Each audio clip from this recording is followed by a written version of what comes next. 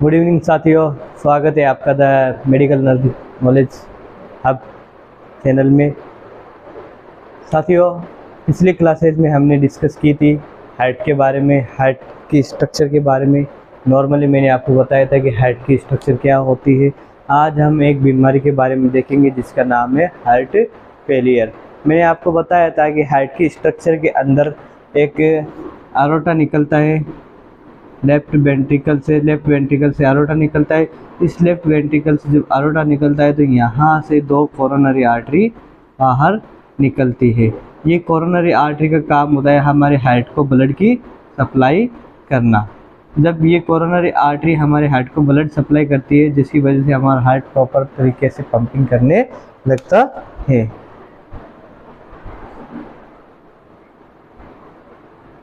अब देखिए एमआई क्या होता है, मायोकार्डियल इंफार्क्शन क्या होता है। मायोकार्डियल इंफार्क्शन एक या फिर हार्ट अटैक एक ऐसी कंडीशन है जिसके अंदर हमारे हार्ट की जो मायोकार्डियम टिश्यू होते हैं ये परमानेंटली डैमेज हो जाते हैं या फिर डेथ हो जाते हैं due to the occlusion of coronary artery. कहने का मतलब ये है कि जब कोरोनरी आर्टरी के अंदर किसी भी प्रकार का रुकावट आ जाती है या फिर किसी भी प्रकार का ब्लॉकेज हो जाता है तो वहाँ के हमारे जो हार्ट के जो टिश्यू है मायोकार्डियल टिश्यू डेथ हो जाते हैं। मोस्ट कॉमन कॉज इसका ये बताया जाता है आर्थरोस्क्लेरोसिस और थ्रोम्बस का फॉर्मेशन होना। आर्थरोस्क्लेरोसिस का मतलब है हमारी जो कोरोनरी आर्टरी होती है, जैसे ये हमारी कोरोनरी आर्टरी है तो इस कोरोनरी आर्टरी के अंदर एक फेट का प्लाक बन जाता है। इस फेट के प्लाक की वजह से कोरोनरी आर्टरी में जो ब्लड का फ्लो होता है वो प्रॉपर नहीं हो पाता है और आगे जाकर वो हार्ट को पूरा प्रॉपर तरीके से ब्लड नहीं मिल पाता है, जिसकी वजह से हार्ट के जो टिश्यू होते हैं वो डेथ होने लग जाते हैं। मोस्ट कॉमन कॉज इसका आर्थरोस्क्लेरोसिस एंड थ्रोम्बोस फॉर्मेशन होता है कोरोनरी आर्टरी के अंदर। अब देखिए इसका पैथोफिजियोलॉजी क्या होता है। पैथोफिजियोलॉजी के अंदर ये चीज़ है कि अगर ईटियोलॉजिकल कॉज आ गया अपना इसका ये आर्थरोस्क्लेरोसिस और थ्रोम्बो फॉर्मेशन आर्टरिकल, इसकी वजह से क्या हो रहा है कि ऑक्लूजन हो रहा है कोरोनरी आर्टरी के अंदर। ऑक्लूजन मतलब रुकावट आ रही है कोरोनरी आर्टरी के अंदर।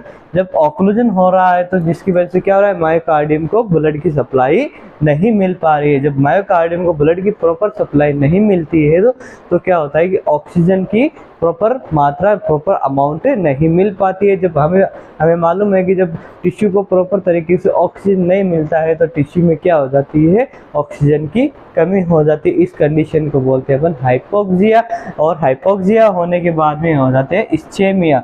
इस्चेमिया एक ऐसी कंडीशन है जिसके अंदर टिश्यू के अंदर ऑक्सीजन की कमी हो जाना। इस्चेमिया होने के बाद में क्या हो जाता है कि वहाँ पे नेक्रोसिस, वो टिश्यू डैमेज हो जाता है और टिश्यू डैमेज होने की वजह से बाद में वो टिश्यू डैमेज डेथ हो जाएगा।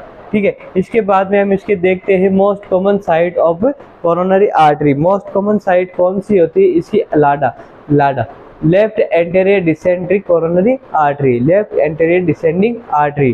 जैसे कि मैंने बताया था कि दो आर्टरी यहाँ पे जो अपना एरोटा निकलता है, एरोटा से एक तो राइट निकलती है कोरोनरी आर्टरी एंड एक लेफ्ट निकलती है। तो यहाँ से जो लेफ्ट वाली होती है ये डिसेंडिंग वाली कोरोनरी आर्टरी हमारे पूरे हार्ट को सप्लाई करती है।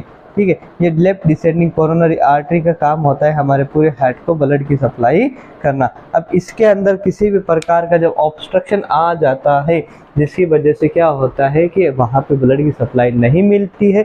जब ब्लड की सप्लाई नहीं मिलती तो हमारे टिश्यू की डेथ, जो हार्ट के टिश्यू होते हैं उसके अंदर डेथ हो जाती है। अब आते हैं अपन देखते हैं क्लिनिकल मैनिफेस्टेशन की बात करते हैं। क्लिनिकल मैनिफेस्टेशन की बात में देखते हैं अपन पेशेंट को सीवियर चेस्ट पेन होगा, क्रशिंग पेन होता है। ऐसा लगता है कि पेशेंट के जो चेस्ट है उसके ऊपर किसी हाथी का पैर रख दिया गया है और ये जो पेन होता है ये रेडिएट होता है पेशेंट की गर्दन से लेकर पेशेंट के हाथों से स्टार्ट होता है, लेफ्ट हैंड से स्टार्ट होता है, होता उसकी नेक की साइड में जाता है, फिर उसके बैक जाता है, फिर उसके जबड़े की साइड में आता है, फिर उसके आगे फ्रंट चेस्ट की तरफ आता है। और पेशेंट को बहुत ज़्यादा स्वेलिंग होती है। नेक्स्ट साइन एंड सिम्टम्स में देखेंगे हम, सिम्टम्स में देखते हैं पेशेंट को बहुत ज़्यादा स्वेटिंग होती है। इसके अलावा पेशेंट की जो दिल की धड़कनें हैं, जो पल्स रेट होती है वो बहुत ज़्यादा हो जाती है। और इसके अलावा पेशेंट में हाइपर वेंटिलेशन की कंडीशन भी आ जाती है। हाइपर वेंटिलेशन का मतलब ये है कि पेशेंट सांस लेने की ज़्यादा कोशिश करता है, बहुत ही ज़्यादा वो कोशिश करेगा कि इसको अच्छे से सांस आए, लेकिन क्या हो रहा है कि उसके हार्ट को प्रॉपर तरीके से ऑक्सीजन नहीं मिल पा रही है, जिसकी वजह से हार्ट क्या कर रहा है, पंपिंग सप्लाई करने के लिए बहुत ज़्यादा स्क्वीजिंग और कॉन्ट्रैक्शन करने लग जाता है, जिसकी वजह से इसकी हार्ट रेट बढ़ जाती है। इसके बाद में अपन डिस्कस करते हैं डायग्नोस्टिक इवैल्यूएशन की। डायग्नोस्टिक इवैल्यूएशन मतलब यह होता है कि हम इसका पता कैसे लगाएं कि भाई कौन सी डिजीज अपन को हो रखी है। तो डायग्नोस्टिक इवैल्यूएशन के अंदर अपन देखते हैं कि सबसे पहले अपन देखेंगे पेशेंट का ईसीजी। ईसीजी के अंदर अपन देखते हैं कि जो पेशेंट का एसटी सेगमेंट होता है, एसटी सेगमेंट एलिवेटेड आएगा। एसटी सेगमेंट एलिवेटेड आएगा मतलब सी में पेशेंट को एमआई हुआ है, और इसका टी वेव इन्वर्जन रहेगा, और इसका जो क्यू वेव है क्यू वेव डीप रहेगा। जब क्यू वेव डीप रहता है तो क्यू वेव शो करता है कि जो पेशेंट का मायोकार्डियम में परमानेंट डैमेज हो गया है। इसके बाद में अपन ब्लड एग्जामिनेशन करते हैं। ब्लड एग्जामिनेशन के अंदर ट्रोपोनिन टेस्ट करते हैं। ट्रोपोनिन टेस्ट ये एक प्रकार का कार्डियक मार्कर टेस्ट होता है, जिसके अंदर अपन specially troponin T, troponin I और ट्रोपोनिन सी टेस्ट करते हैं। इन तीनों टेस्ट के अंदर एक ही कार्ड के अंदर द्वारा ये टेस्ट होता है, और इसका जो रेज्ड होता है, जो अमाउंट होता है, जो लेवल होता है वो रेज्ड आता है। ठीक है। इसके अलावा अपन चेक करते हैं सीकेएमबी। सीकेएमबी ये एक प्रकार का क्रिएटिनिन फॉस्फोनेट काइनेज नाम का एक प्रकार का एंजाइम होता है, जो हमारे ब्लड के द्वारा जब हमारा हार्ट जब डैमेज होता है तो हमारा हार्ट ये एंजाइम रिलीज करता है।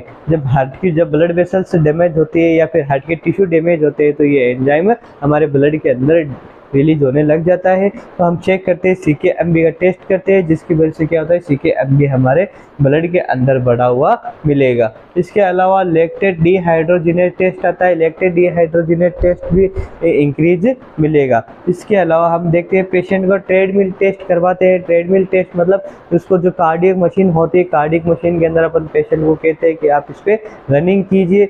जितना आप रनिंग करोगे 10 मिनट 15 मिनट में आपकी कार्डियक एक्टिविटी को अपन मॉनिटर करते हैं। फिर आता है कोरोनरी एंजियोग्राफी। कोरोनरी एंजियोग्राफी करते हैं अपन पेशेंट के जो फीमोरल आर्टरी या फिर रेडियल आर्टरी होती है, रेडियल आर्टरी से अपन एक कैमरा डालते हैं। कैमरा डालकर या फिर उस डाइस से अपन पता लगाते हैं कि उसका पेशेंट का ब्लॉकेज कितना है, तो फिर उसके बाद में अपन उसका एंजियोग्राफी कर देते हैं या फिर शंट लगा देते हैं।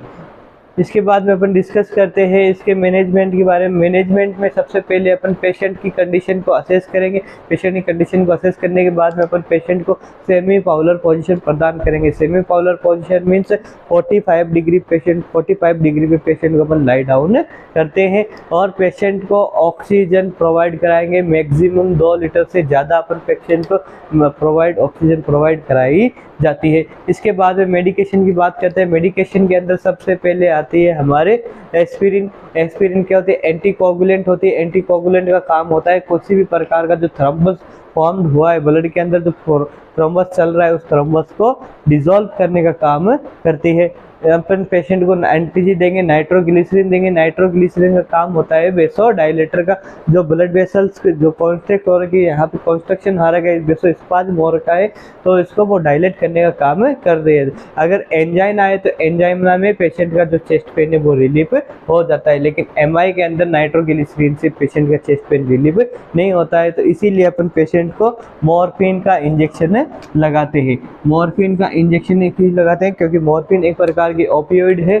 ओपियोइड का काम होता है वेसो डायलेटर करना, और वो हाई स्ट्रॉन्ग एनाल्जेसिस का भी काम करती है। इसके बाद में अपन पेशेंट को बीटा ब्लॉकर देंगे, प्रोपानोलोल देते हैं, और स्ट्रेप्टोकाइनेज एक प्रकार का ब्लड थिनर या फिर आप कह सकते हो कि एंटीकोगुलेंट मेडिसिन होती है, जो ब्लड को पतला करने का काम करती है।